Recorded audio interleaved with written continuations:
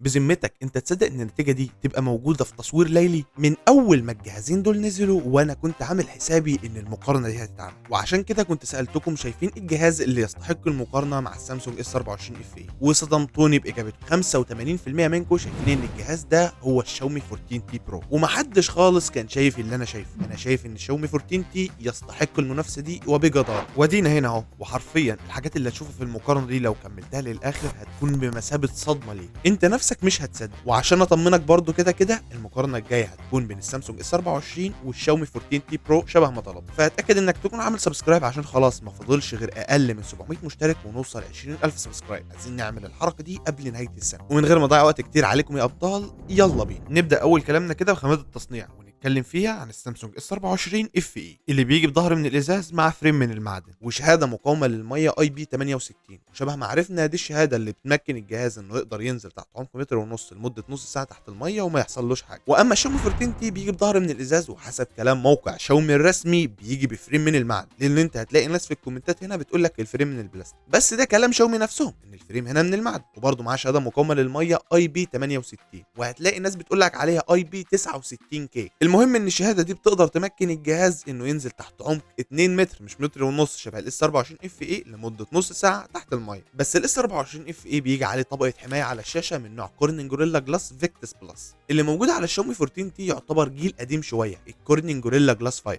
وزن الاس 24 تقريبا حوالي 213 جرام، اما ال 14 تي وزنه 195 جرام، وهتلاقي في نسخه ثانيه من الجلد وزنها 193 جرام. فبالتالي بسبب طبقات الحمايه اللي هياخد نقطه خامات التصنيع هو السامسونج اس 24 اف اي. دلوقتي احنا نتكلم عن الشاشات ولا نتكلم عن الكاميرات؟ تعال اما نتكلم عن الشاشات الاول عشان فيها تفاصيل كتير. السامسونج اس 24 اف اي بيجي بشاشه من نوع دايناميك اميليد 2 اكس بحجم 6.7 انش بابعاد 1080 في 2340 بكسل بمعدل كثافه بكسلات هو الاقل في الفئه السعريه دي، اقل حتى من السامسونج اي 55 اللي بنص سعره 385 بكسل لكل انش. الشاشه دي الوانها كويسه جدا، داعمه للاتش دي ار 10 بلس مع معدل ريفريش ريت 120 هرتز، وبتستحوذ على الواجهه الاماميه للجهاز بنسبه 88%، وانت طبعا شايف حجم البزل قدامك عامل ازاي. اما الشاومي 14 تي بيجي بشاشه من نوع اميليد بحجم 6.76 انش. وعشان ما تتعبش نفسك، الفرق بين الاميليد والدايناميك اميليد 2 اكس طبعا الاقوى هو الدايناميك اميليد 2 اكس، ولكن استنى مش دي النقطه. الابعاد اللي جايه بيها الشاشه دي 1220 في 2712 بكسل، يعني مش فول اتش دي شبه الاس 24 اف اي، لا دي بنقول عليها 1.5 كي، وكمان كثافه بكسلاتها اكتر بكتير عن الاس 24 446 بكسل لكل انش. انت هتلاقي الشاشه دي الوانها افضل من الاس 24 اف اي، والسبب تعال اما نحط الشاشتين جنب بعض ونكمل كلامنا. هي بتدعم الاتش دي ار 10 بلس مع الدولبي فيجن لتعزيز الرؤيه، وكمان بتقدر تعرض تدرجات الوان بتوصل لحد 68 مليار لون، مش شبه السامسونج اس 24 اف اي اللي بيوصل لحد مليار لون بس. وفي النقط دي انت هتشوف فرق تدرجات الالوان ما بينهم، يعني شوف مثلا اللون الاسود هنا عامل ازاي وفي الجنب الثاني في الاس 24 اف اي عامل ازاي. وبما ان كثافه بكسلاتها اعلى من الاف اي، فبالتالي انت هتحس ان المحتوى اللي معروض عليها دقته اوضح من اللي موجود في الاس 24. سطوع الاس 24 اف اي بيوصل لحد 1900 نتس، اما الشاومي 14 تي تحت الشمس بيوصل لحد 4000 نتس، فبالتالي صاحب اليد العليا في نقطه الشاشه هو الشاومي 14 تي. انا شايفك يا اللي لسه ما عملتش لايك. بصراحه انا حابب اجل الكلام عن الكاميرات دلوقتي، تعال اما اكلمك عن الاداء، لان في كذا نقطه ورا بعض كده هيفرقوا معاك جدا. احنا عارفين ان السامسونج اس 24 اف اي بيجي بالاكزينوس 2400 اي، المعالج ده من الفيديوهات اللي قبل كده عرفنا ان هو سفاح، بيجي بمعماريه تصنيع 4 نانومتر مع معالج رسومي اسمه اكس كليبس 940. اما الشاومي 14 تي بيجي بمعالج من شركه ميديا تك الدايمنستي 8300 الترا، برضه معالج بمعماريه تصنيع 4 نانومتر مع معالج رسومي مالي جي 615. خلينا متفقين ان الاكزينوس اقوى من ال 8300 الترا، هو اي نعم مش الفرق الضخم اللي ما بينهم، ولكن الفرق موجود. 100000 نقطه على موقع انطوتو ده يعتبر فرق كبير. بس خلينا اصدمك، معالجات دايمنستي مدعومه اكتر في الالعاب، المطورين بيهتموا بيها اكتر، وده اللي بيخلي اداء الشاومي 14 تي في لعبه مثلا شبه ببجي هيديك متوسط فريمات 89 فريم. لما تيجي تبص عليها على الاس 24 اف اي هتلاقي متوسط الفريمات 85 فريم، في جنشن هتلاقي ال 14 تي بيديك متوسط فريمات 57 فريم، اما في الاس 24 اف اي متوسط فريمات 54 فريم. في كار اكس مثلا دي اللعبه الوحيده اللي تفوق فيها السامسونج اس 24. الشاومي 14 تي كان بيديك متوسط فريمات 59 فريم، والاس 24 كان بيديك متوسط فريمات 52 فريم. اما في موبايل ليجن الشاومي 14 تي بيديك متوسط فريمات 119 فريم، والسامسونج اس 24 متوسط فريمات 112 فريم. هل الارقام دي ممكن تتغير قدام؟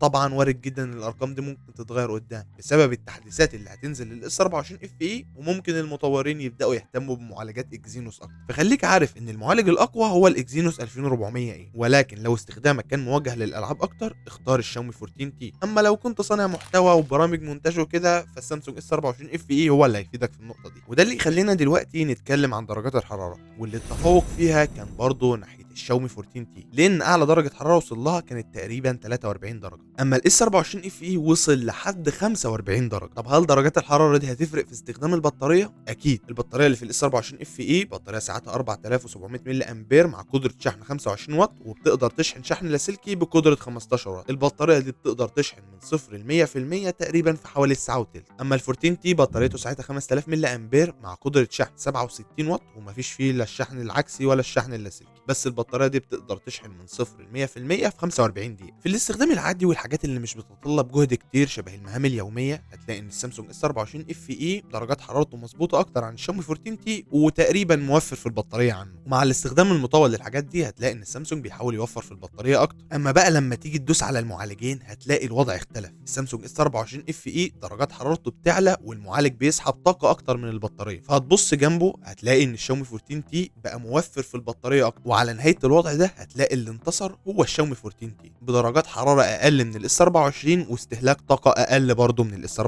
واللي هتلاقي فيها الاف اي اداك متوسط 6 ساعات و45 دقيقه سكرين اون تايم، وبعده على طول يجي الشاومي 14 تي بمتوسط 6 ساعات و52 دقيقه. فبالتالي شحن اسرع من الاف اي وسعه بطاريه اعلى وكمان توفير في البطاريه اكتر، فاكيد اللي هياخد نقطه البطاريه هو الشاومي 14 تي. الا بقى لو حاجات شبه الشحن العكسي والشحن اللاسلكي هتفرق معاك، فالحاجات دي مش موجوده غير في الاس 24 اف اي. ايه يا عم هنتكلم عن الكاميرات اهو، متضايق ليه؟ العدسه الاساسيه في الشاومي 14 تي دقتها 50 ميجا بكسل بفتحه عدسه اف 1.7 وفيها مثبت بصري حقيقي او اي اس، والثانيه 12 ميجا بكسل بفتحه عدسه اف 2.2 ودي الالترا وايد. اما الثالثه بقى ودي اللي عليها الشغل كله، العدسه ال 50 ميجا بكسل التليفوتو اللي بتديك 2 اكس اوبتيكال زوم. الوضع في الاف اي يعتبر مختلف شويه، هو برضه بيجي بعدسه اساسيه 50 ميجا بكسل بفتحه عدسه اف 1.8 فيها برضه مثبت بصري حقيقي او اي اس، والثاني نفس الكلام ال 12 ميجا بكسل الالترا وايد. اما الثالثه بقى دي ال 8 ميجا بكسل التليفوتو اللي فيها مثبت بصر حقيقي او اي اس وبتديك 3 اكس اوبتيكال زوم. السيلفي مختلف ما بينهم اختلاف كبير. في الاس 24 اف اي عدسه القطع 10 ميجا بكسل بتقدر تصور 4K على 60 فريم في الثانيه، اما في الشاومي 14 تي عدسه القطع 32 ميجا بكسل وبتقدر تصور 4K على 30 فريم في الثانيه. نسيبنا من كل الارقام دي ونبص على التجربه الفعليه والجهازين جنب بعض. واول حاجه هتاخد بالك منها، طب ما الشاومي 14 تي صوره كويسه جدا قصاد الاس 24 اف اي، معالجه لايكا في الالوان مبينه الفرق جدا واضح اهو.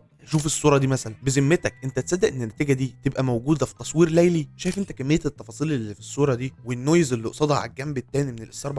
وفي كل الصور المعروضه دلوقتي انت هتلاقي السيطره على الضوء والاكسبوجر اللي موجود في الصوره مظبوط بطريقه كويسه جدا في الشاومي 14 تي. حتى كمان بص على فرق النويز ما بينه وما بين السامسونج اس 24، شايف انت حتى فرق لدات الاضاءه اللي موجود في الصور ده؟ شايف كميه الوضوح والتفاصيل اللي بتاخدها من الصور؟ ولكن انت لو خدت الكلام ده واقتنعت بيه تبقى انت وقعت في الفخ. جزء من الدعايه اللي شاومي اختصت بيها ال 14 تي كان هو التصوير الليلي، وده لانهم فعلا استغلوا الامكانيه دي في الموبايلات. هتلاقي الصور الليليه ما بين الشاومي 14 تي واي جهاز تاني هو اللي متفوق فيه، بس الكلام ده يختلف عن التصوير بالنهار اختلاف تام. وانت لو شفت اي مراجعه للجهازين دول ولقيته بيتكلم عن التصوير الليلي بس اعرف انه بيحاول يخدعك، لان التصوير في ضوء النهار امكانيات كاميرات الاس 24 اف اي بتبان. اي نعم انا معاك ان لسه معالجه الوان لايكا متفوقه، بس ده كالوان بس مش كامكانيات كاميرا نفسها. يعني الصور دي كميه التفاصيل اللي طالعه منها من الاس 24 اف اي اكتر. كمان النويز اللي كنا بنمدح ان هي قليله في الشاومي 14 تي في التصوير الليلي، هتلاقي الدنيا بايظه خالص هنا في التصوير بالنهار. يعني فرق التفاصيل في الجزئيه دي والصوره الثانيه باين جدا قدامك. فانا بدات استشف حاجه معينه كده، تصوير الشاومي 14 تي الوانه احسن مناسبه للسوشيال ميديا، ان هو حد بياخد صوره على طول وهيقوم منزلها. هتلاقي ان التفوق في الاس 24 اف اي ده طبعا غير التصوير الليلي، لان ده حاجه خارقه للطبيعه في الشاومي 14 تي. يعني حاجه مثلا شبه الصوره دي، انت شايف الوان الشاومي 14 تي في حته ثانيه، بس لو جيت تبص على الاتش دي ار هتلاقي ان الضوء في الخلفيه متعالج احسن في الاس 24 اف اي. الصوره اللي بعدها على طول هتبان حته النويز اللي بقول لك عليها. شوف الشجر هنا عامل ازاي، انت تقريبا مش شايف اي ملامح ليه غير لما تبص عليه في الاس 24 اف اي. ونكمل برضو على العدسه التليفوتو اللي هتلاقي فيها برضو نفس التفوق اللي قلناه شبه الاتش دي ار. شايف مثلا انت صوره الورد دي، شايف معالجه ضوء السماء اللي ورا عامل ازاي، ده لوحده اللي هيخليك مش محتاج تتكلم. البورتريه والقط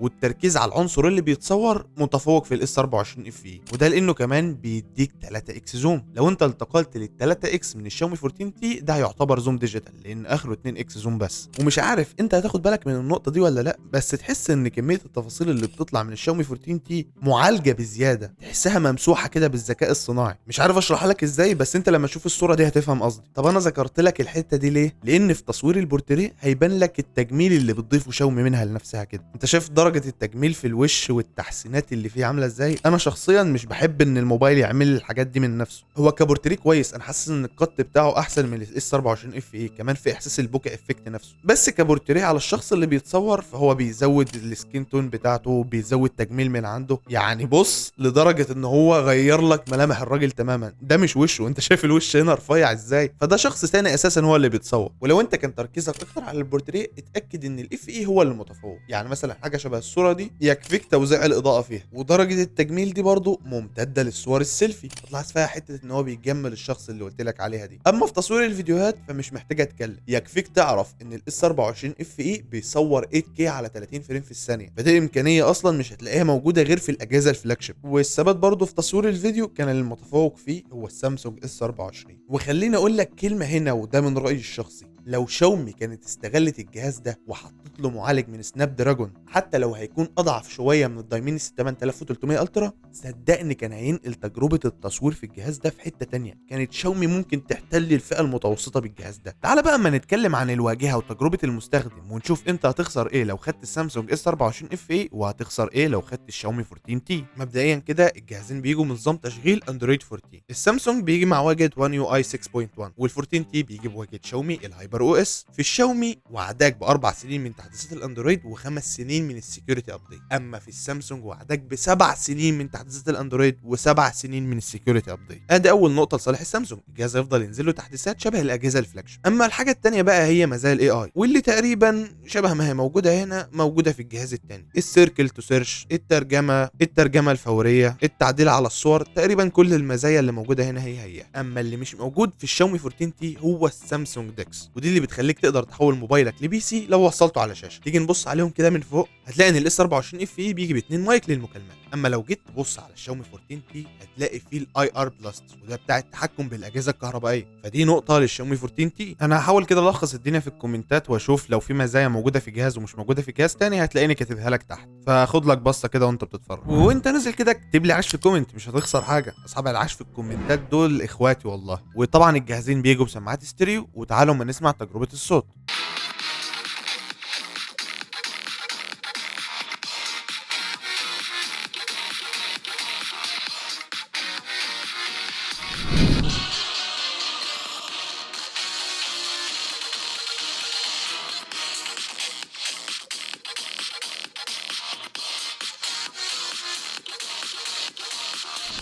طولت عليكم انا في الفيديو ده معلش، بس تعالى ما اكلمك دلوقتي عن اخر حاجه وهي الاسعار، وعايزك تركز قوي معايا فيها. تقريبا السعر بالدولار ليهم هما الاثنين هو نفس السعر 549 دولار، بس ركز ده للنسخه ال 128 جيجا من الاس 24 اف اي، وللنسخه ال 512 جيجا من الشاومي 14 تي. وسعر بالدولار ده متقلب عمال يتغير من جهاز للتاني. اصلا ال 128 جيجا من الاف اي كانت من قريب جدا بتتباع ب 499 دولار. ال 256 جيجا في السعوديه للشاومي 14 تي عامله 1700 ريال سعودي، وللاف اي عامله 2319 ريال سعودي. في الامارات ال 256 جيجا للشاومي 14 تي عامله 1500 درهم، وللاف اي عامله 1800 درهم. اما في في مصر حاليا مش لاقي سعر للشاومي 14 تي، بس انا فاكر ان هي كانت بتتباع ب 26000 جنيه، والنسخه ال 256 جيجا من الاف اي بتتباع ب 39000 جنيه ونص. فهو كده طبعا في مصر القيمه مقابل سعر للشاومي 14 تي. بس انت لو جيت تفكر فيها كده هتلاقي تقريبا الاف اي متفوق في كل حاجه، في الكاميرات برضه، في الاداء غير نقطه الالعاب، وفي التحديثات، وطبعا الواجهه بتاعت سامسونج. فهو حاليا في مصر السعر مش منطقي خالص للاس 24 اف اي. بس ممكن لو انت بتسمع المقارنه دي بعد 6 شهور هتلاقي السعر ما بينهم هما الاثنين متقارب جدا،